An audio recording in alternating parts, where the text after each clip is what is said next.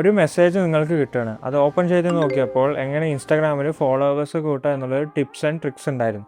അതിൻ്റെ താഴെ ഒരു ലിങ്കും ഉണ്ട്. അത് ഓപ്പൺ ചെയ്തപ്പോൾ ഇൻസ്റ്റാഗ്രാം ലോഗിൻ പേജ് ലോഡായി. യൂസർ നെയിമും പാസ്വേഡും ടൈപ്പ് ചെയ്ത് കൊടുത്ത് ലോഗിൻ ചെയ്തു. കൺഗ്രാറ്റ്സ് എന്നൊരു മെസ്സേജും വന്നു. കുറച്ചു നേരം കഴിഞ്ഞ് നോക്കിയപ്പോൾ അക്കൗണ്ട് കയ്യിൽ നിന്ന് പോയി.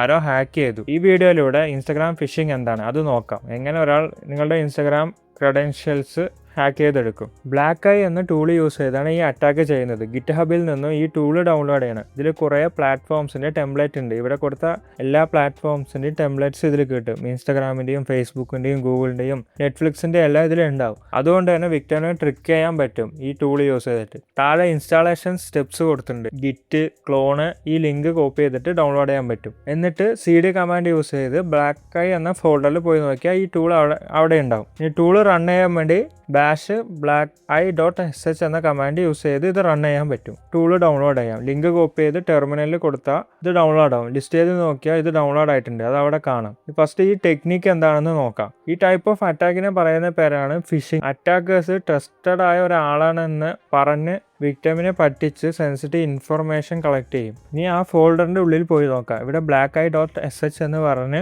ഒരു ഫയൽ ഉണ്ട്. അത് യൂസ് ചെയ്തിട്ടാണ് ഇത് റൺ ചെയ്യുന്നത്.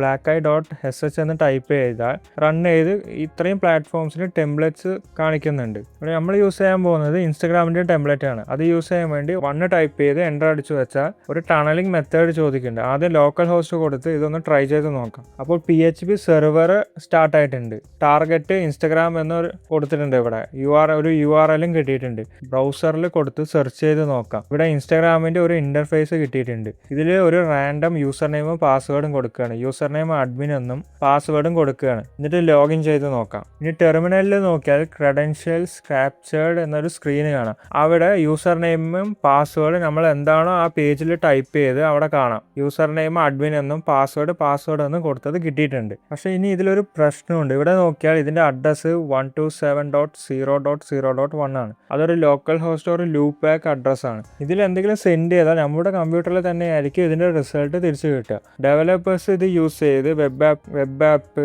ഡാറ്റാബേസ് എല്ലാം ടെസ്റ്റ് ചെയ്യാനാണ് ഈ ലോക്കൽ ഹോസ്റ്റ് യൂസ് ചെയ്യുന്നത്. അതുകൊണ്ട് തന്നെ ഇത് വേറെ ഏതെങ്കിലും ഡിവൈസിൽ സെൻഡ് ചെയ്താലും അത് വർക്കാവില്ല. അതുകൊണ്ട് ഇത് നമ്മുടെ സിസ്റ്റത്തിൽ മാത്രമേ വർക്കാവുള്ളൂ. നമ്മുടെ ആവശ്യം പറയുന്നത് വേറെ ആർക്കെങ്കിലും ഈ ലിങ്ക് സെൻഡ് ചെയ്ത് അവരതിൽ ക്ലിക്ക് ചെയ്യണം. അതിനുവേണ്ടി ഒന്നുകൂടി ഇത് റൺ ചെയ്യാം. ഇനി സെയിം ഇൻസ്റ്റാഗ്രാമിൽ തന്നെയാണ് ഇവിടെയും കൊടുക്കുന്നത്. ടണലിംഗ് മെത്തേഡ് ചൂസ് ചെയ്യാൻ പറയുന്നുണ്ട്. ഇതിൽ ക്ലൗഡ് ഫയറോ അല്ലെങ്കിൽ Ngrokോ കൊടുക്കണം. ഇത് രണ്ട് യൂസ് ചെയ്യുന്നത് ടണലിംഗ് പ്രോസസ്സിന് വേണ്ടിയാണ്. ലോക്കൽ ഡിവൈസിലെ ഡാറ്റ പബ്ലിക്കലി ആക്സസ് ചെയ്യാൻ വേണ്ടിയാണ്. എൻക്രിപ്റ്റഡ് ആയിട്ടായിരിക്കും ഇതിൽ ഡാറ്റ ആക്സസ് ചെയ്യുക. ഈ ലിങ്ക് ഇതിൽ ക്രിയേറ്റ് ആവുന്ന ലിങ്ക് ആർക്കെങ്കിലും സെൻഡ് ചെയ്താൽ മറ്റുള്ളവർക്ക് ഇത് നമ്മുടെ ഡിവൈസിലെ ഡാറ്റ ആക്സസ് ചെയ്യാൻ പറ്റും. ഇതിൽ ഏറ്റവും ഈസി ക്ലൗഡ് ഫയർ ആയതുകൊണ്ട് അതാണ് കൊടുക്കുന്നത്. ഇവിടെയും PHP സെർവർ സ്റ്റാർട്ട് ആയിട്ടുണ്ട്. ക്ലൗഡ് ഫയർ ടണലിംഗ് സ്റ്റാർട്ട് ആയിട്ടുണ്ട്. ഇതിൽ ഔട്ട്പുട്ടിൽ നോക്കിയാൽ ഒരു HTTPS URL ക്രിയേറ്റ് ആയി കിട്ടിയിട്ടുണ്ട്.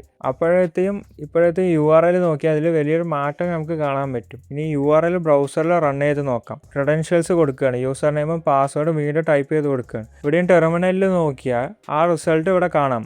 അഡ്മിൻ യൂസർ നെയിമും പാസ്വേഡ് എന്ന് കൊടുത്തത് ഇവിടെ ഇതിലും കിട്ടിയിട്ടുണ്ട്. ഇതുപോലുള്ള അറ്റാക്സ് ഒരുപാട് നടക്കുന്നുണ്ട്. ഫേക്ക് പേജും മലീഷ്യസ് ലിങ്കും ട്രസ്റ്റഡ് വെബ്സൈറ്റിൻ്റെ ഫേക്ക് പേജസ് എല്ലാം ക്രിയേറ്റ് ചെയ്ത് അതിലൂടെ ഒരു ലിങ്കും ക്രിയേറ്റ് ചെയ്ത് ഇമെയിൽ വഴിയോ വാട്സപ്പ് വഴിയോ മെസ്സേജ് സെൻഡ് ചെയ്യും അറ്റാക്കേഴ്സ്. സോഷ്യൽ എഞ്ചിനീയറിംഗ് ചെയ്ത് അവരെ കൺവിൻസ് ചെയ്ത് സെൻസിറ്റീവ് ഡാറ്റ തട്ടിയെടുക്കും സൈബർ അറ്റാക്കേഴ്സ്. അതുകൊണ്ട് തന്നെ ഒറ്റ നോട്ടത്തിൽ നമ്മൾക്ക് ഇങ്ങനത്തെ വെബ്സൈറ്റ് ഒന്നും തിരിച്ചറിയാൻ ബുദ്ധിമുട്ടായിരിക്കും. ചിലപ്പോൾ എല്ലാം കഴിഞ്ഞിട്ടായിരിക്കും നമ്മൾ ഇങ്ങനത്തെ കാര്യങ്ങളെല്ലാം അറിയണം. നമ്മുടെ ഡാറ്റയെല്ലാം മറ്റൊരാൾ കൊണ്ടുപോയി എന്നുള്ളത്. അതുകൊണ്ട് തന്നെ ഇങ്ങനത്തെ കാര്യങ്ങൾ അറിഞ്ഞു വെക്കാൻ വേണ്ടിയാണ് ഈ വീഡിയോ. ഇതൊരു സൈബർ ക്രൈമാണ്. മറ്റൊരാളെ പറ്റിച്ച് അവരുടെ ഇൻഫർമേഷൻ എല്ലാം ചോർത്തുന്നത് ഒരു തെറ്റ് തന്നെയാണ്.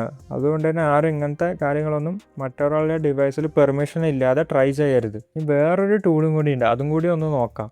Zfisher എന്ന് പറഞ്ഞ ഒരു ടൂളും കൂടി ഉണ്ട്.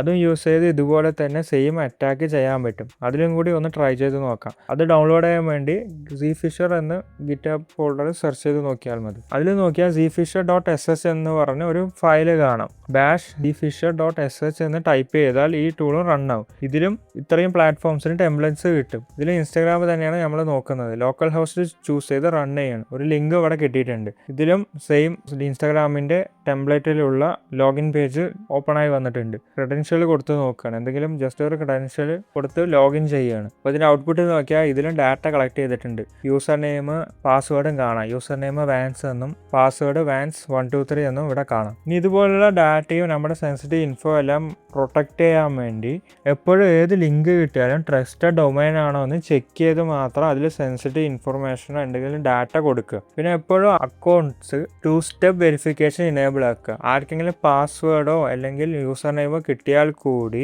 OTP കിട്ടണം. അല്ലെങ്കിൽ ഒതൻറ്റിക്കേറ്റർ ആപ്പ് യൂസ് ചെയ്തിട്ടാണ് റൺ ചെയ്യുന്നതെങ്കിൽ അതിൽ ആ കോഡ് കിട്ടണം. എന്നാലേ അവർക്ക് പ്ലാറ്റ്ഫോംസിൽ ലോഗിൻ ചെയ്യാൻ പറ്റുള്ളൂ. പിന്നെ ഏതെങ്കിലും സൈറ്റിൽ സെൻസിറ്റീവ് ഇൻഫർമേഷനോ ലൈക്ക് യൂസർ നെയിമോ പാസ്വേഡോ ഒന്നും ഷെയർ ചെയ്യാതിരിക്കുക. എങ്ങാനും ഈ ഡാറ്റ ആർക്കെങ്കിലും കിട്ടിയാൽ അവർക്ക് ഇത് യൂസ് ചെയ്ത് നിങ്ങളുടെ സിസ്റ്റത്തിൽ കയറാൻ പറ്റും. പിന്നെ സെയിം യൂസർ നെയിമും പാസ്വേഡും തന്നെ എല്ലാ വെബ്സൈറ്റിലും കൊടുക്കുന്നതും പരമാവധി ഒഴിവാക്കുക. കാരണം ഏതെങ്കിലും ഒരു വെബ്സൈറ്റിലെ ക്രെഡൻഷ്യൽ കിട്ടിയാൽ അത് യൂസ് ചെയ്തതിന് മറ്റൊരു വെബ്സൈറ്റിലും അറ്റാക്കേഴ്സ് ട്രൈ ചെയ്ത് നോക്കാൻ ചാൻസ് ഉണ്ട്.